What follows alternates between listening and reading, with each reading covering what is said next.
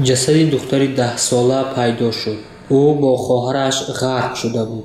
Кумитаи ҳолатҳои фавқулода ва мудофиаи граждании кишвар аз ёфт шудани ҷасади духтари 10-солае хабар дод, ки бо хоҳараш ғарқ шуда буд. Ёдовар мешавем, ҳодиса рӯзи 2 июли соли равон дар канали дериватсионие, ки аз қаламрави ноҳияи Исмоили Сомонии пойтахт мегузарад, рух дода буд.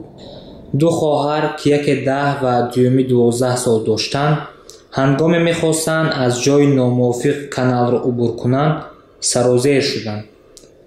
ҷасади якеро имдодгарони раёсати Кумитаи ҳолатҳои фавқулода ва мудофиаи гражданӣ назди ҳукумати ҷумҳурии Тоҷикистон ҳамон рӯз пайдо карда ба волидонаш супурда буданд, аммо барои пайдо кардани хоҳараки 10-солаи ӯ лозим омад тӯли чанд рӯз корҳои ҷустуҷӯӣ роҳандозӣ шаванд.